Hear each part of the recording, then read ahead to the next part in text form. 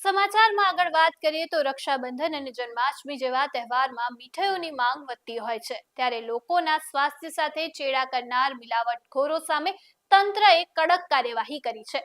પ્રતાપપુરામાં સોલાણા ગામમાં ફૂડ સેફટીના જે વિભાગે અલગ 3 જગ્યા પર દરોડા પાડ્યા હતા, જેમાંથી 2400 કિલો જેટલો મિલાવટી માવો ઝડપી પાડ્યો છે. તપાસ દરમિયાન માવામાં સ્ટીમ્ડ મિલ્ક પાવડર, દાખલા અને ખરાબ ફેટ, સોડિયમ બાયકાર્બોનેટ જેવા હાનિકારક પદાર્થો મિલાવવાનું સામે આવ્યું છે. ફૂડ સેફટી વિભાગની ટીમે તેને કાર્યવાહી કરીને 577 કિલો નો નકલી માવો ઝડપી પાડ્યો છે. મિલાવટી માવો તહેવારમાં મીઠાઈ બનાવવામાં વપરાય તે પહેલા જ તંત્રએ તેના સ્થળ ઉપર જઈને તેને નષ્ટ કરી દીધો છે અને જેસીબીની મદદથી ખાડો ખોદીને આ સમગ્ર માવાનો નાશ કરવામાં આવ્યો છે. તહેવારો દરમિયાન માવાની મીઠાઈ ખરીદતા ગ્રાહકો માટે પણ આ કાર્યવાહી એક ચેતવણી રૂપ બની ગઈ છે. એટલે મીઠાઈની ખરીદી કરતી વખતે તેની ગુણવત્તા અને વિશ્વસનીયતા ચકાસવી જોઈએ.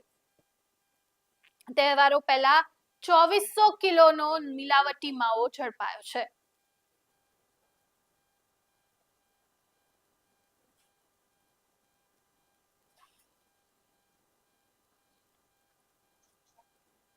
તો સમાચારમાં આગળ વાત કરીએ ચોમાસાની, તો દેશમાં ચોમાસું સતત સક્રિય રહેતા હવામાન વિભાગે 24 ઓગસ્ટે અનેક રાજ્યોમાં વરસાદ અને ખરાબ હવામાનનું ઓરેન્જ એલર્ટ જાહેર કર્યું છે. IMDBના જણાવ્યા અનુસાર દેશના અલગ-અલગ વિસ્તારમાં ગાજવીજ સાથે ભારે વરસાદ પડી શકે છે, તો કેટલાક વિસ્તારમાં ભારે પવન સાથે વરસાદની સ્થિતિ સર્જાઈ શકે છે. હવામાનમાં આવેલા આ ફેરફારની પાછળ ઉત્તર પશ્ચિમ બંગાળની ખાડી અને આસપાસના વિસ્તારમાં બનેલું લો પ્રેશર એરિયા, ઉત્તર અને મધ્ય ભારતમાં સક્રિય ચોમાસાની ટ્રફ સહિત વિવિધ હવામાન પ્રણાલીઓ જવાબદાર છે. આ હવામાન પ્રણાલીને કારણે 24 ઓગસ્ટે દેશના લગભગ 17 રાજ્યોમાં ભારે વરસાદની આગાહી કરવામાં આવી છે.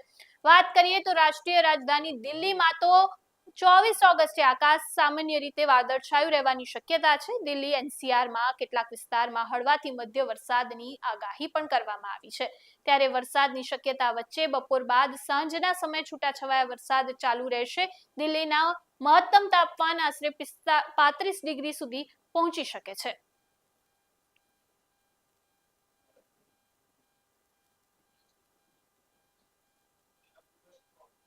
સમાચારમાં આગળ વાત કરીએ તો સુરેન્દ્રનગર LCB પોલીસે દારૂના જથ્થા સામે મોટી કાર્યવાહી કરી છે. વઢવાણ ખારવા રોડ ઉપર આવેલા ખાડીમાં દરોડો પાડીને પોલીસે ઇંગ્લિશ દારૂનો જથ્થો ઝડપી પાડ્યો છે. દારૂ સંતાડવા વાડીના જમીનમાં ચોરખાનું બનાવવામાં આવ્યું હતું. આ ચોરખાનામાં સંતાડેલો ઇંગ્લિશ દારૂ ઝડપી પાડી LCB પોલીસે ઝડપી લીધો છે અને પોલીસે કુલ 1.54 લાખ રૂપિયાનો મુદ્દામાલ જપ્ત કર્યો છે. આ મામલે વનરાજસિંહ ભૂપતભાઈ સોલંકી વિરુદ્ધ વઢવાણ પોલીસ મથકે પ્રોહિબિશન એક્ટ હેઠળ ગુનો નોંધ્યો છે. સમગ્ર મામલે પોલીસે કાયદાકીય કાર્યવાહી હાથ ધરી છે અને હવે વધુ તપાસ હાથ ધરી છે.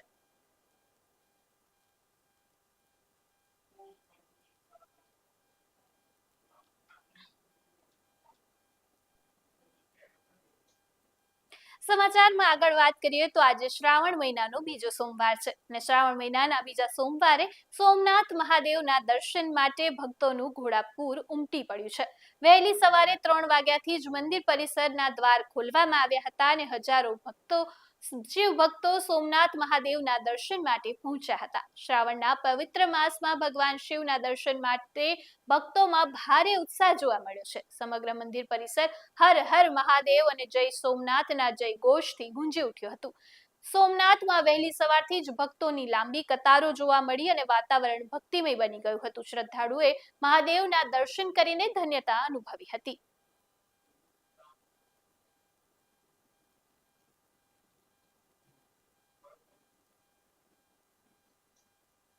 સમાચારમાં આગળ વાત કરીએ તો ઉપરવાસમાં ભારે વરસાદને કારણે જળાશયમાં પાણીની આવકમાં વધારો થતા પાણીની આવક વધારે રિયાસી ખાતે આવેલી સલાલ ડેમના તમામ દરવાજા ખોલી દેવામાં આવ્યા છે. સલાલ ડેમમાંથી પાણી છોડવામાં આવતા ચીબાન નદીનું જળસ્તર પણ વધ્યું છે. નદીમાં પાણીનું સ્તર વધતા નદી કાંઠા અને નીચાણવાળા વિસ્તારમાં રહેતા લોકોને સતર્ક રહેવા અપીલ કરવામાં આવી છે. સાથે જ લોકોને નદીથી દૂર રહેવા અને કોઈ પણ પ્રકારનું જોખમ ન લેવાની સૂચના આપવામાં આવી છે. ભારે વરસાદ અને વધતા જળસ્તરના પગલે સ્થાનિક તંત્ર દ્વારા સ્થિતિ પર સતત નજર રાખવામાં આવી રહ્યું છે.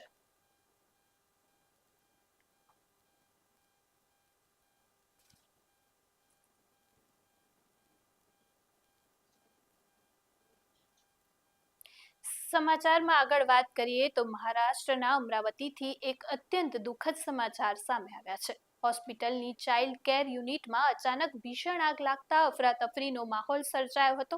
આ દુર્ઘટનામાં 3 નવજાત બાળકોના મોત થયા હોવાની માહિતી પણ સામે આવી છે. ઘટના સમયે ચાઇલ્ડ કેર યુનિટમાં કુલ 39 બાળકો સારવાર લઈ રહ્યા હતા. આગ લાગતા હોસ્પિટલમાં દોડધામ મચી ગઈ હતી. ઘટનાની જાણ થતાં જ રાહત બચાવ કામગીરી શરૂ કરવામાં આવી હતી અને બાળકોને સુરક્ષિત રીતે બહાર કાઢવાનો પ્રયાસ હાથ ધરાયો હતો. હાલ આગ લાગવાનું ચોક્કસ કારણ સામે આવ્યું નથી અને સમગ્ર ઘટનાને લઈને તપાસ શરૂ કરી દેવામાં આવી છે. ત્યારે અમરાવતીની હોસ્પિટલમાં ભીષણ આગ લાગવાથી 3 નવજાત બાળકોના મોત થયા છે. ચાઇલ્ડ કેર યુનિટમાં આગ લાગતા 3 બાળકો મોતને ભેટ્યા છે.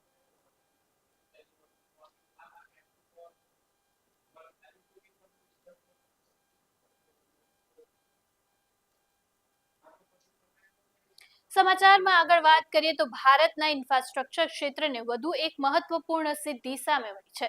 વેસ્ટર્ન ડિરેક્ટર ફ્રેડ કોરિડોરના પ્રથમ વખત 1.5 કિલોમીટર લાંબી ડબલ સ્ટેક કન્ટેનર ટ્રેન દોડાવવામાં આવી છે. આ ટ્રેન મુંબઈથી GNPT થી ગુજરાતના વડોદરા સુધી દોડાવવામાં આવી હતી. ખાસ વાત તો એ છે કે આ ટ્રેન એકની ઉપર એક કન્ટેનર ગોઠવીને માલ પરિવહન કરવામાં આવ્યો હતો. વેસ્ટર્ન ડિટેક્ટર ફેડ કોરિડોર ભારતની ઝડપી અને કાર્યક્ષમ માલ પરિવહન માટે મહત્વપૂર્ણ બની રહ્યો છે. આ પ્રકારની લાંબી ડબલ સ્ટેન્ડ કન્ટેનર ટ્રેન વધુ માલ સામાન ઓછા સમય અને વધુ કાર્યક્ષમતાથી પરિવહન કરી શકે છે. આ સિદ્ધિ ભારતના આધુનિક અને ઇન્ફ્રાસ્ટ્રક્ચર અને લોજિસ્ટિક્સ ક્ષેત્રમાં રહેલા ભારત સતત તેનું પરિવહન કરી અને તેનું એક ઉત્તમ ઉદાહરણ પૂરું પાડ્યું છે. તો ભારતમાં પ્રથમ 1.3 કિલોમીટરની ઝડપે ડબલ ડેકર જે છે એ ટ્રેન દોડાવવામાં આવી રહી છે. મુંબઈથી વડોદરા ટ્રેન જે દોડાવવામાં આવી છે. વેસ્ટર્ન DFC પર આ એક નવો રેકોર્ડ છે જે ગુજરાત અને ભારત માટે એક સિદ્ધિ છે. મુંબઈથી ગુજરાત સુધી ડબલ ડેકર જે ટ્રેન છે એ દોડાવવામાં આવે છે અને ભારતમાં પ્રથમ વખત 1.3 કિલોમીટર લાંબી ડબલ સ્ટ્રોક જે કન્ટેનર ટ્રેન છે એ દોડાવવામાં આવી છે, જે ભારત અને ગુજરાત માટે એક સિદ્ધિ સમાન છે, જેનો વિડીયો જે છે નાયબ મુખ્યમંત્રી હર્ષ સંઘવીએ પણ પોતાના એક્સ એકાઉન્ટ પર શેર કર્યો હતો. વેસ્ટર્ન DFSમાં જે છે આ ટ્રેન એ ભારત માટે એક મોટી સિદ્ધિ છે, એટલે ભારતના જે પરિવહન ક્ષેત્ર છે એને એક મોટી સિદ્ધિ મળી છે અને ભારતમાં લગભગ 1.3 કિલોમીટર લાંબી ડબલ કન્ટેનર ટ્રેન એટલે એક સાથે વધુ માલ સામાન પણ જઈ શકે છે, જેનાથી દરેક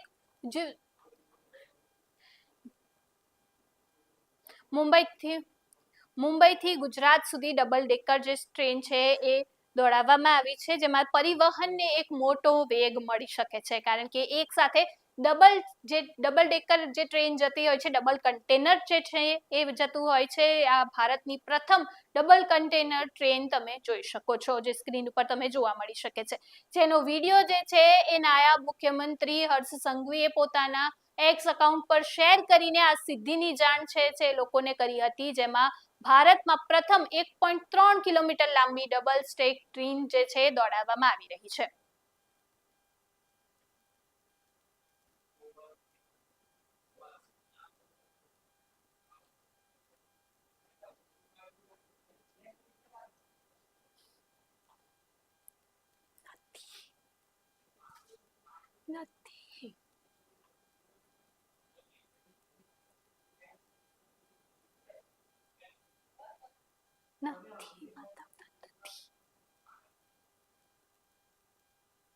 તો વેસ્ટર્ન DFC પર નવો જે રેકોર્ડ જે રચ્યો છે, મુંબઈથી ગુજરાત સુધી ડબલ સ્ટેક ટ્રેન છે જે દોડાવવામાં આવી રહી છે. ભારતમાં 1.3 કિલોમીટર લાંબી ડબલ સ્ટેક ટ્રેન જે છે દોડાવવામાં આવી છે. GNPT થી વડોદરા સુધી જે આ 1.3 કિલોમીટર લાંબી ટ્રેન દોડાવવામાં આવશે. વેસ્ટર્ન DFC પર જે આ રચ્યો છે મોટો ઇતિહાસ રચ્યો છે. મુંબઈથી ગુજરાત સુધી આ ટ્રેન દોડશે.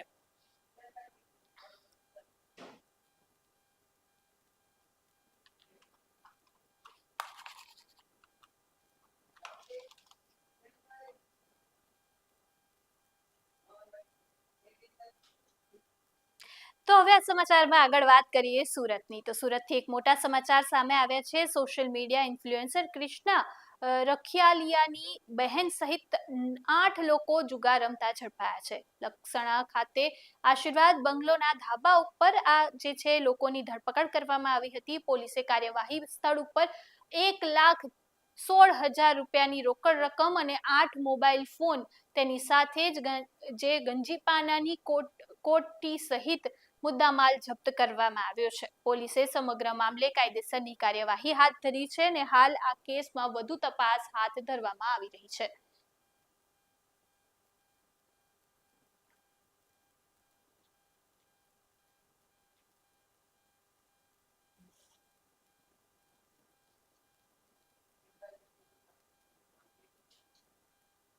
તો આજે શ્રાવણ મહિનાનો બીજો સોમવાર છે, જેમાં વારાણસીના પવિત્ર શ્રી કાશી વિશ્વનાથ મંદિરમાં આજે મંગળા આરતીના દિવ્ય દર્શન થયા હતા. ભગવાન શ્રી કાશી વિશ્વનાથના અલૌકિક સ્વરૂપના દર્શન કરી ભક્તોએ ભવ્ય ધન્યતા અનુભવી હતી. વહેલી સવારથી જ પવિત્ર પરિસરમાં ભક્તોની ભીડ જોવા મળી હતી. મંગળા આરતી દરમિયાન વૈદિક મંત્રોચ્ચાર અને પૂજા અર્ચના સાથે ભગવાન શિવની આરાધના કરવામાં આવી હતી, જેની સાથે હર હર મહાદેવનો જયઘોષ સાથે વાતાવરણ ભક્તિમય બન્યું હતું. દેશ અને વિદેશથી આવેલા શ્રદ્ધાળુએ બાબા કાશી વિશ્વનાથના દર્શન કરી અને ધન્યતા અનુભવી હતી. ત્યારે આજે કાશી વિશ્વનાથ મંદિરમાં ભક્તોની ભારે ભીડ. શ્રાવણ મહિનાના બીજા સોમવારે ભક્તોની ભારે ભીડ જોવા મળી હતી.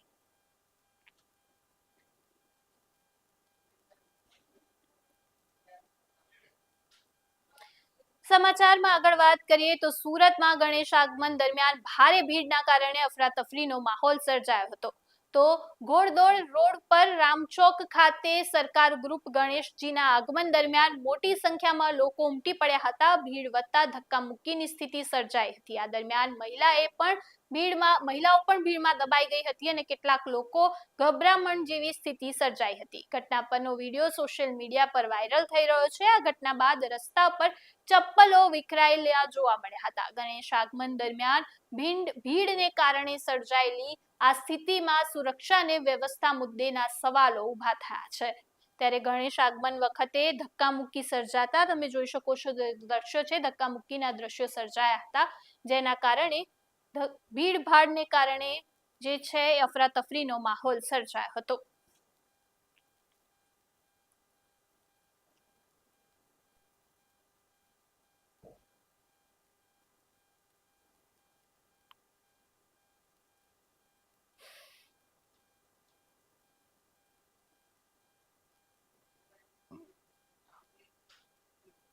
સમાચારમાં આગળ વાત કરીએ તો શ્રાવણ મહિનાના બીજા સોમવારે સુરતના શિવ મંદિરમાં ભક્તોની ભારે ભીડ જોવા મળી છે. સુરતના પદ્માશ્વર મહાદેવના મંદિરે વહેલી સવારેથી જ મોટી સંખ્યામાં શિવ ભક્તો દર્શને ઉમટી પડ્યા હતા.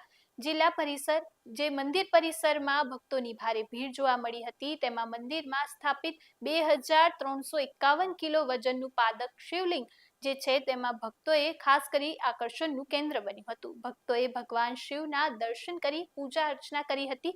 હર હર મહાદેવના નાદથી સમગ્ર મંદિર પરિસર ગુંજી ઉઠ્યું હતું અને શ્રાવણ મહિનાના બીજા સોમવારે સુરતમાં ભક્તિમય માહોલ સર્જાયો હતો.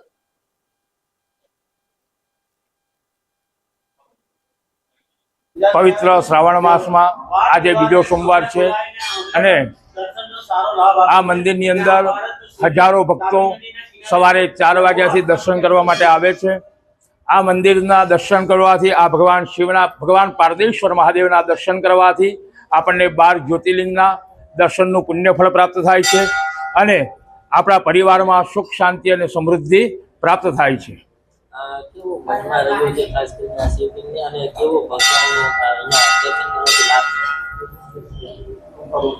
ભગવાન પારદેશ્વરની અસીમ કૃપાથી જો કોઈને કોઈ પણ મનનો સંકલ્પ હોય તે દર્શન કરવાથી અને રુદ્રાભિષેક કરવાથી એની ત્વરિત એટલે કે જલ્દીથી મનોકામનાઓ ભગવાન શિવ પરિપૂર્ણ કરે છે. આ પવિત્ર તીર્થ સ્થળ એ તાપી નદીના કિનારે પાલ આવેલું છે કે જ્યાં 2351 કિલોનું પારદનું શિવલિંગ છે અને જે દર્શન કરવાથી દરેક ભક્તોનું કલ્યાણ થાય છે. સમાચારમાં આગળ વાત કરીએ તો ફીબા અંડર 18 એશિયા કપમાં ઓસ્ટ્રેલિયાએ ચીન સામે શાનદાર જીત મેળવી છે. રોમાંચક મુકાબલામાં ઓસ્ટ્રેલિયાએ ચીનને 89.87 થી હરાવીને ટાઇટલ પોતાના નામે કર્યું છે. મેચમાં પ્રથમ હાફમાં ચીને ઓસ્ટ્રેલિયાને જોરદાર ટક્કર આપી હતી અને ઓસ્ટ્રેલિયા માત્ર 44-42 થી આગળ હતું. બીજા હાફમાં મુકાબલો વધુ રોમાંચક બન્યો હતો અને બીજા હાફમાં જે રોમાંચક મુકાબલો બન્યો હતો, સતત બાસ્કેટ ફટકારીને ઓસ્ટ્રેલિયાએ મજબૂત સ્થિતિ બનાવી હતી. ચીને ચોથા ક્વાર્ટરમાં જોરદાર વાપસી કરવાનો પ્રયાસ કર્યો હતો, પરંતુ ઓસ્ટ્રેલિયાએ દબદબો જાળવી રાખ્યો હતો. ઓસ્ટ્રેલિયા તરફથી જય ફાઆલે 19 પોઈન્ટ બનાવીને બોયલી હસને 15 અને યાહા બાસરાએ 13 પોઈન્ટ નોંધાવ્યા હતા. આ સાથે જ ઓસ્ટ્રેલિયા ચીન, ન્યુઝીલેન્ડ અને કોરિયા 2027માં યોજાનાર ફીબા અંડર 19 કપ માટે ક્વોલિફાય થઈ ગયું છે.